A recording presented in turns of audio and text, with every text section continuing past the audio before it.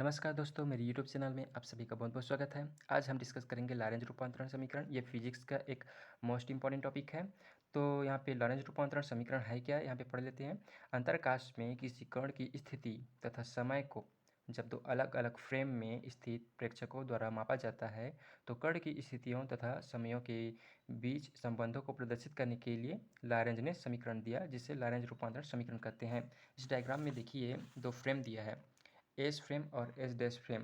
तो स्टार्ट में यहाँ पे मैंने कहा था कि दो अलग-अलग फ्रेमों में स्थित यही वाला फ्रेम है, दो अलग-अलग फ्रेम, ठीक है। इन्हीं दो अलग-अलग फ्रेमों में स्थित प्रेक्षकों द्वारा मापा जाता है। तो कण की स्थिति और कण की स्थिति तथा समय के बीच संबंध को प्रदर्शित करने के लॉरेंज ने समीकरण दिया था। इसी के माध्यम से तो हम जानेंगे। तो ठीक है, यहाँ पे देखिए माना एस व एस डैश दो जड़त्वीय फ्रेम हैं, ठीक है। इस डायग्राम में देखिए एस व एस डैश दो जड़त्वीय फ्रेम है।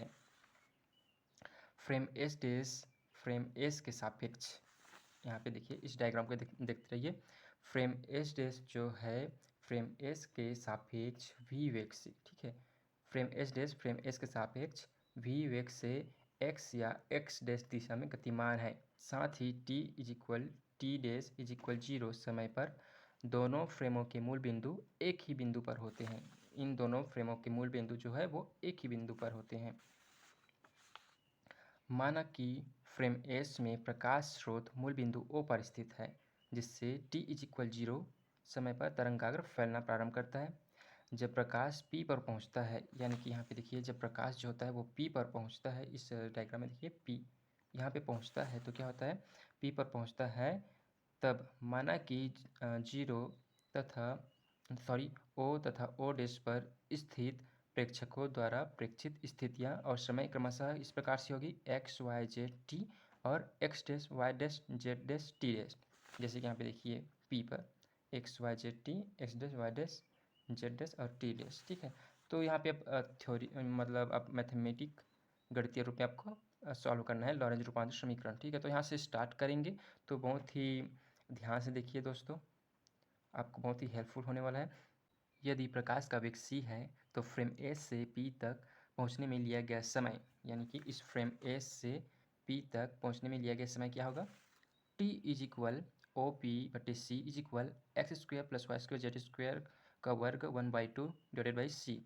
तो इसे किस प्रकार से भी लिख सकते हैं इसको, S square x square plus Y square plus Z square is equal C का स्क्वायर टी का स्क्वायर। इसे इस प्रकार से लिख सकते हैं, ठीक है। ये वाला जो है ये वाला, ठीक है। अब इसको सी को इधर ले जाते हैं टी की तरफ, तो क्या हो जाएगा, ये वर्ग जो है वो सी का वर्ग हो जाएगा और इस टी का वर्ग भी हो जाएगा। तो इसको हम इस प्रकार से भी लिख सकते हैं। अब इसको पक्षांतर करके इधर ले आएंगे तो क्या होगा, x square plus Y square plus Z square minus सी स्क्वायर और टी स्क्वायर इज इक्वल 0।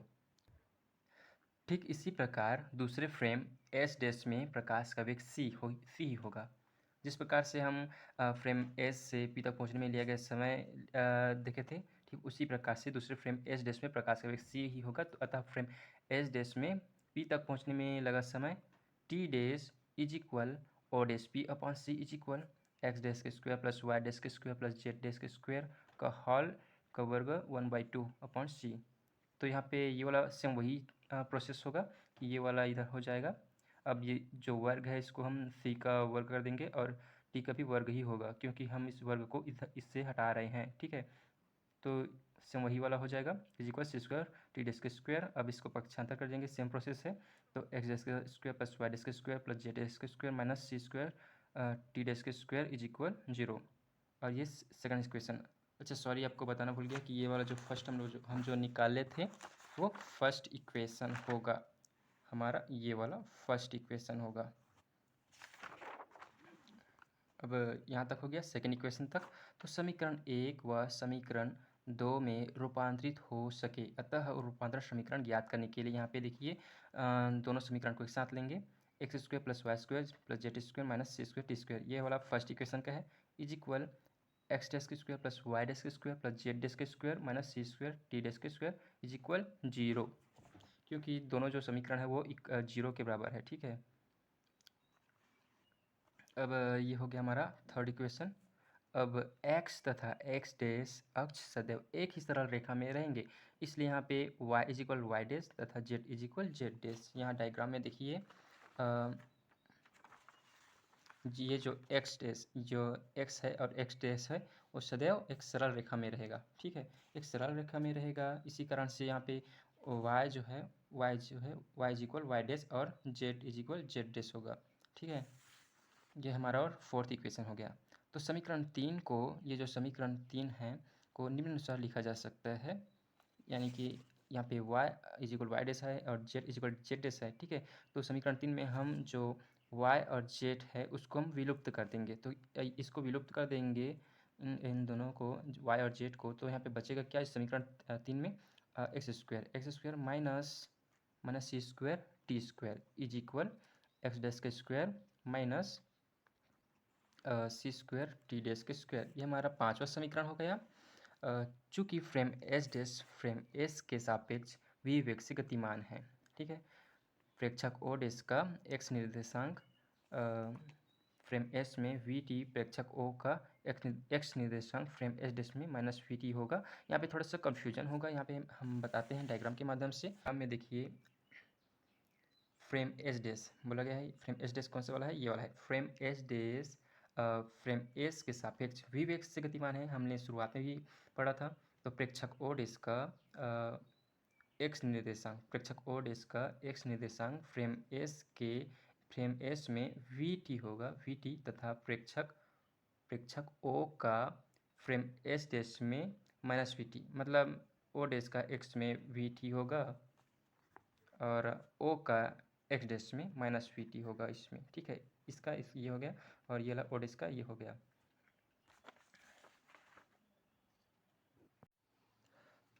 अतः किसी बिंदु पर x dash is equal gamma X minus V T, X dash is equal gamma dash x dash plus v T dash. ये हमारा छठवां समीकरण हो गया। और गामा डैश जो है वो नियतांक है, दो नियतांक है। तो समीकरण 6 में एक्स डैश और सिर्फ एक्स डैश को ही विलोपित करना है। तो यहाँ पे बचेगा क्या, x is equal gamma dash x minus V t plus यहाँ पे gamma dash we T V T dash, यहाँ पे एक्स डैश विलोपित हो गया।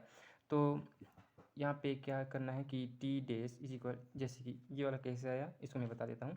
एक्स डैश सबको इधर ट्रांसफर कर देना है, आपको पक्षांतर कर देना है।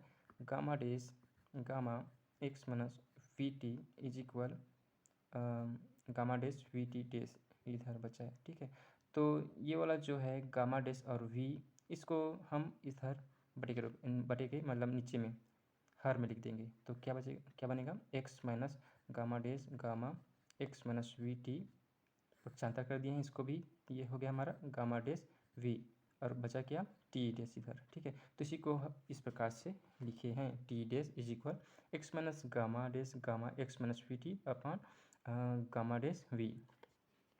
अब इसको और किस प्रकार से इसको सॉल्व करेंगे, T dash is equal X minus gamma dash gamma X. ठीक है, इसका गुणा हो गया एक्स के साथ, अब होगा वी टी के साथ, तो वी टी के साथ होगा तो ये माइनस हो गया, ये माइनस प्लस हो गया, गामा डैश गामा और वी टी। ठीक है, upon gamma dash we. T dash is equal X, अब एक्स को हम दोनों में एक्स है तो एक्स को हम कोष्टक के बाहर ले लेंगे, तो एक्स कोष्टक के बाहर हो गया ये, फिर यहाँ पे बचेगा 1 माइनस गामा डैश और गामा, कोष्टक बंद हो गया। ठीक है, एक्स को हम पक्षांतर मतलब कोष्टक से बाहर लिए हैं। अब यहाँ पे plus gamma dash gamma v T upon gamma dash we.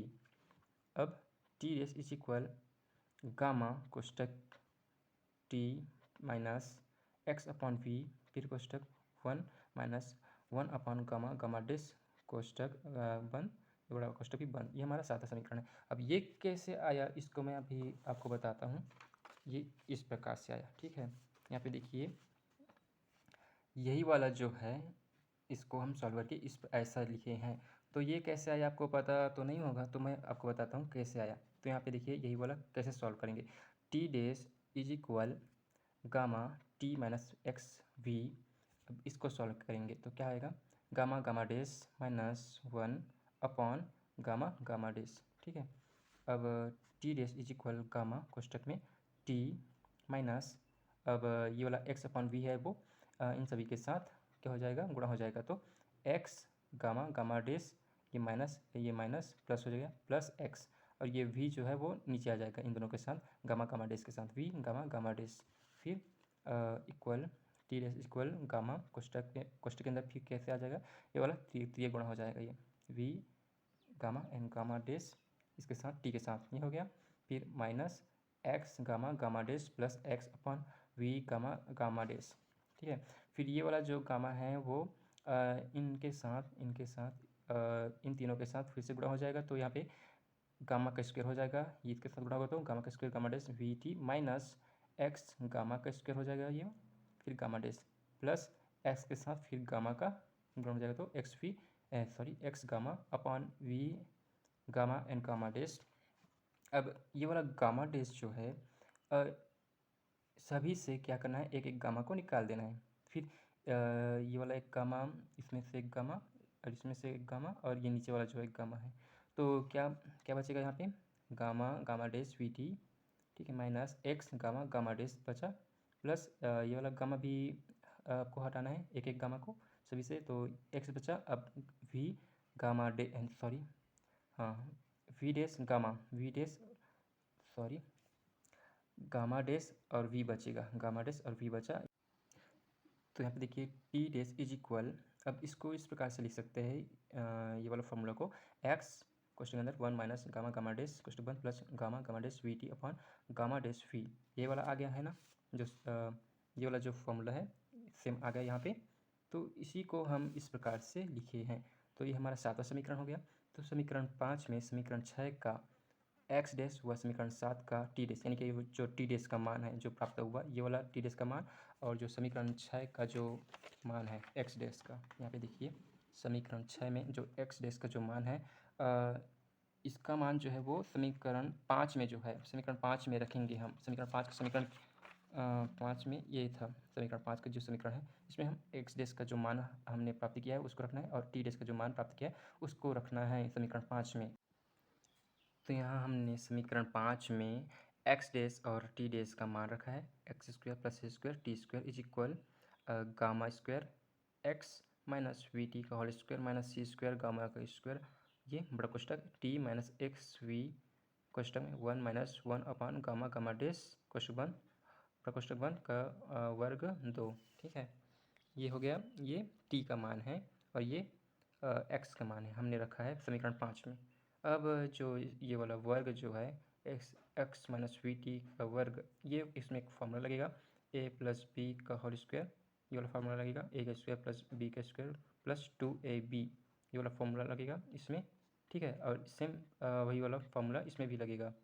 तो यहाँ पे देखते हैं एक्स स्क्वायर माइनस सी स्क्वायर टी स्क्वायर, अब इन सभी को इक्वल के इस पार है, राइट साइड में है, इसको हम लेफ्ट साइड में ले आएंगे सभी को, तो ये वाला minus gamma square x minus V T का वर्ग प्लस ये माइनस है तो इधर आ जाएगा तो ये प्लस हो जाएगा, plus c square gamma square same ये वाला हो गया यहाँ पे का वर्ग इज इक्वल 0। तो मैंने जैसे कहा था ये वाला फॉर्मूला लगेगा सेम, ये वाला फॉर्मूला हमें इसमें अप्लाई करना है और इसमें भी अप्लाई करना है, तो अप्लाई करेंगे तो यहाँ पे देखिए क्या आएगा,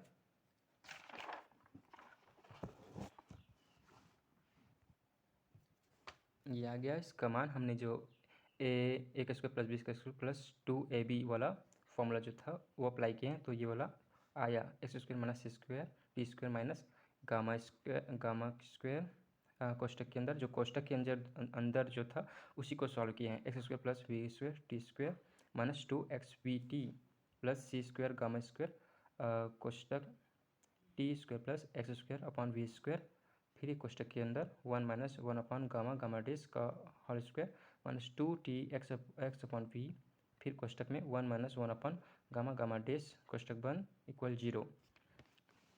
तो फिर अब इसको सॉल्व करेंगे, इस प्रकार से सॉल्व करेंगे, जो गामा है ये कोष्टक के अंदर इसको गुणा करते जाना है, और ये वाला जो है इसको भी कोष्टक के अंदर गुणा करते जाना है इन सभी के साथ। तो एक्स स्क्वायर माइनस सी स्क्वायर टी स्क्वायर यहाँ तक हो गया, फिर माइनस ये इसके साथ गुणा हो जाएगा तो क्या हो जाएगा गामा स्क्वायर एक्स स्क्वायर, ये माइनस और ये प्लस ये माइनस हो गया, तो gamma square v square T square, ठीक है।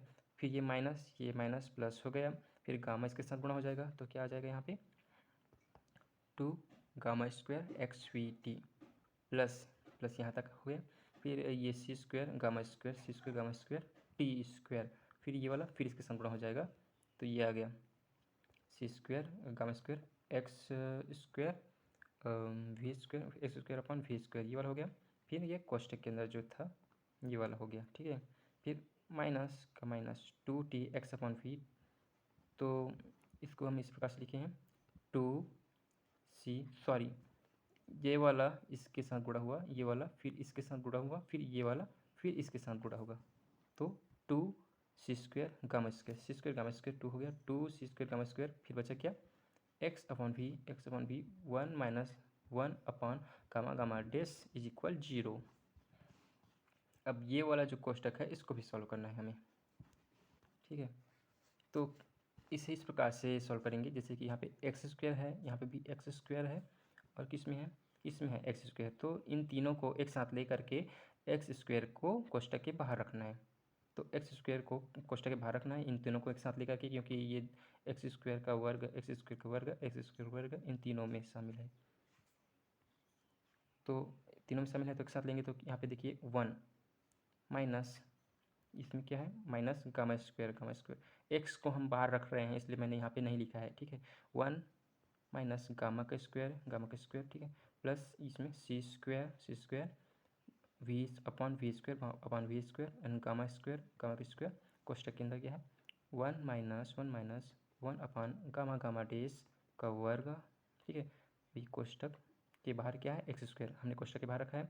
अब अगर मान लो इसको मैं गुणा कर देता हूँ तो सेम वही वाला आ जाएगा, ये वाला प्राप्त हो जाएगा, एक्स स्क्वायर का एक के साथ होगा तो एक्स स्क्वायर हो जाएगा, फिर इसके साथ गुणा होगा तो ये वाला मान आ जाएगा, ये वाला इसके साथ गुणा होगा तो ये वाला मान आ जाएगा। इसलिए मैंने एक्स स्क्वायर तीनों में कॉमन है इसलिए मैंने इसको बाहर रख दिया है। अब ये वाला तीनों हो गया। अब एक क्या बात है 2xt, कौन कौन से पद में है 2xt, 2xt इसमें है, इसमें भी है 2xt, ठीक है। तो इन दोनों को लेंगे, अब 2xt को बाहर लेंगे, तो सबसे पहले ये वाला, ठीक है, 2xt को बाहर लेंगे तो बचेगा क्या गामा का स्क्वायर और v बचेगा, तो गामा का स्क्वायर v माइनस, ठीक है, माइनस इसमें 2xt बाहर लेंगे तो क्या बचेगा 1 माइनस 1 अपॉन गामा डेस, ये हो गया। और ये वाला सबसे पहले c square gamma square upon v, ये बचेगा 2xt को बाहर लेंगे तो फिर ये वाला पद बचेगा, ठीक। फिर कोष्टक के बाहर 2xt माइनस, अब कौन सा पद बचा, ये वाला बचा है और ये वाला बचा है, ठीक है। और कौन सा वाला और ये वाला बचा है, तीनों बचा है। तीनों में क्या कॉमन बात है टी स्क्वायर है, इसमें भी टी स्क्वायर है और इसमें भी टी स्क्वायर है, तो टी स्क्वायर को बाहर ले लेंगे। अब सबसे पहले माइनस को बाहर लिए हैं, अब कोष्टक में सी स्क्वायर, ये सी स्क्वायर माइनस को बाहर लिए हैं, ठीक है, याद रखना, plus gamma square v square, ये gamma square v square, minus बाहर लिए हैं इसलिए ये वाला प्लस हो गया। फिर माइनस कौन सा वाला, ये वाला, ये प्लस है तो माइनस हो जाएगा क्योंकि माइनस तो ऑलरेडी बाहर में है। फिर ये सी स्क्वायर और गामा स्क्वायर, यह कोष्टक, अब टी स्क्वायर को बाहर ले लेंगे इज इक्वल, ये 0 हो गया। ये हमारा 8वां समीकरण है। यहाँ पे अगर कन्फ्यूजन होगा तो प्लीज़ वीडियो को फिर से देखें ये वाला पद को, ठीक है। तो अब इस समीकरण में एक्स स्क्वायर 2xt तथा टी स्क्वायर, यहाँ पे एक्स स्क्वायर 2xt और टी स्क्वायर जो के गुणांक अलग अलग शून्य होंगे, तो यहाँ टी स्क्वायर का जो पद है टी स्क्वायर के गुणांक को शून्य के बराबर रखने पर इस पद को, ठीक है। तो यहाँ पे कौन कौन सा पद था, कौन कौन सा है सी स्क्वायर प्लस गामा का स्क्वायर वी स्क्वायर माइनस सी स्क्वायर गामा स्क्वायर, इसको लेंगे यहाँ पे, ये 0 की इक्वल है। तो यहाँ पे क्या करना है, इन दोनों में कॉमन बात क्या है कि गामा स्क्वायर दोनों में है, तो गामा स्क्वायर को कोष्टक के बाहर लेंगे और c square minus v square is equal C square, ये आएगा। तो ये किस प्रकार से आपको कन्फ्यूजन होगा तो मैं यहाँ पे बता देता हूँ, c square plus gamma square v square minus C square is equal 0 इस प्रकार से होगा। ठीक है, तो इसको हम पक्षांतर कर लेंगे तो कैसे किस प्रकार से आ जाएगा ये वाला सी स्क्वायर इज इक्वल ये वाला पद पक्षांतर हो जाएगा तो गामा का square c square minus v square इस प्रकार से हो जाएगा। तो इसे इस प्रकार से लिखे हम लोग, इसको फर्स्ट लिख लिए हैं, अब सी स्क्वायर को इस पर नहीं, तो ये वाला हो गया हमारा। तो अब गामा स्क्वायर इज इक्वल ये सी स्क्वायर और ये c square minus v square इधर आ जाएगा नीचे इसके साथ, ये आ गया। अब इक्वल तो यहाँ पे gamma square is equal C square upon c square minus v square आ गया। ठीक है, तो इसे इस प्रकार से भी लिख सकते हैं 1/1 minus v square upon c square के साथ गुणा हो जाएगा तो c square minus v square प्राप्त होगा और सी स्क्वायर जो ऊपर चला जाएगा तो इस प्रकार से प्राप्त हो जाएगा पद। ठीक है, अब ये गामा स्क्वायर में जो स्क्वायर है वो वर्ग जो है वो ये नीचे आ जाएगा इसके साथ, तो ये इस प्रकार से इसको लिखेंगे गामा इज इक्वल 1/वर्ग 1 minus v square upon c square. ठीक है, ये इस प्रकार से लिखेंगे ये वाला पद को। अब यहाँ पे 2xt के गुणांक को शून्य के बराबर रखने पर सबसे पहले हमने रखा था टी स्क्वायर के गुणांक को शून्य के बराबर, अब हम रखेंगे 2xt के गुणांक को शून्य के बराबर। तो gamma square v minus C square upon we gamma square कोष्टक में 1 minus 1 upon gamma gamma dash कोष्टक बंद इक्वल 0।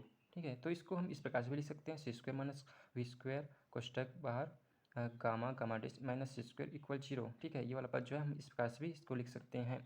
अब यहाँ पे देखिए गामा गामा डेस फिर equal 1/1 minus v square upon c square, यही वाला सेम प्रोसेस जैसे कि हम टी स्क्वायर के गुणांक में लिखा था, यानी कि ये जैसे कि gamma gamma dash is equal ये सी इधर चलेगा, जो इधर चला जाएगा पक्षांतर हो जाएगा तो ये प्लस हो जाएगा, है ना। तो सी स्क्वायर अपॉन फिर ये c square minus v square ये वाला भी इधर चला जाएगा। तो ठीक है, तो फिर gamma gamma dash is equal 1/1 minus v square upon c square ऐसा प्राप्त होगा। ठीक है, ये वाला अगर इसको सॉल्व करेंगे तो ये वाला इस प्रकार से प्राप्त होगा c square upon c square minus v square. ठीक है, ये वाला पद अगर सॉल्व करेंगे तो इसमें कोई प्रॉब्लम नहीं है, आपको दिक्कत नहीं होगी। तो अब गामा का मान रखने पर गामा यहाँ पे हमने जैसे टी का गुणांक को शून्य के बराबर रख के हल किया था तो गामा का मान प्राप्त हुआ था। तो गामा का मान क्या प्राप्त हुआ था, यहाँ पे देखिए ये वाला जो गामा का मान प्राप्त हुआ था ये वाला मान, इसको यहाँ पे देखिए गामा का मान रखने पर तो gamma dash is equal 1/√1 minus v square upon c square. ठीक है, ये प्राप्त हुआ था हमें गामा का मान, तो गामा का मान हमने रखा यहाँ पे। तो इस प्रकार फ्रेमों एस व एस डैश में रूपांतर समीकरण निम्न प्रकार से होगा। दो फ्रेम जो था फ्रेम एस व एस डैश में, तो इसमें रूपांतरण समीकरण इस प्रकार से होगा x dash is equal x plus v T upon √1 minus v square upon c square, और यहाँ पे y dash is equal y, z dash is equal z, t dash is equal 1/√1 minus v square upon c square. ठीक है, और कोष्टक में 1 plus v x upon c square कोष्टक बंद, यह हमारा 9वां समीकरण हो गया। अब इसके विपरीत जस्ट इसके अपोजिट हमें क्या करना है, यहाँ पे इसके विपरीत एक्स डैश में एक्स का रूपांतरण करना है। पहले तो हमने एक्स में एक्स डैश किया था, अब एक्स डैश में एक्स लिए हैं, तो यहाँ पे जस्ट इसका अपोजिट हो जाएगा, यानी कि जैसे कि यहाँ पे एक्स डैश दिया है तो इसको एक्स डैश भी दिया है तो यहाँ पे एक्स हो जाएगा। अब सेम हो जाएगा यहाँ पे x plus v T upon √1 minus v square upon c square. अब ये गामा वाई डैश जो था वो वाई हो गया, अब इधर जो वाई प्राप्त होता है वो वाई डैश हो गया सेम, इसमें भी Z is equal Z dash जैसे इसके अपोजिट हो गया। अब यहाँ पे टी डैश है तो यहाँ पे टी हो गया, अब t is equal 1/√1 minus v square upon c square, question के अंदर सेम वही रहेगा 1 plus v x dash upon c square, यानी कि ये जो एक्स डैश है वो एक यहाँ पे एक्स डैश हो गया, एक्स था वो एक्स डैश हो गया। ये इस प्रकार से न्यूमेरिकल थ्योरी था फिजिक्स का। तो यहाँ ये हमारा 10वां समीकरण हो गया। ठीक है, 10वां समीकरण हो गया, तो इस पर ये 9वां जो और जो 10वां समीकरण हमें प्राप्त हुआ है। ठीक है, 9वां और 10वां समीकरण जो प्राप्त हुआ है इसी को हम क्या कहते हैं, लॉरेंज रूपांतरण समीकरण कहते हैं। तो यही हमें सॉल्व करना था, यही हमें लाना था कि लॉरेंज रूपांतरण समीकरण है क्या। तो लॉरेंज रूपांतरण समीकरण का ये न्यूमेरिकल थ्योरी था मैथमेटिकल, तो आपको बहुत ईजिली तरीके से बताने का मैंने प्रयास किया है। अगर आपको हेल्पफुल हुआ हो तो प्लीज़ मेरे वीडियो को शेयर करें, लाइक करें और मेरे चैनल को सब्सक्राइब करें। Thank you guys.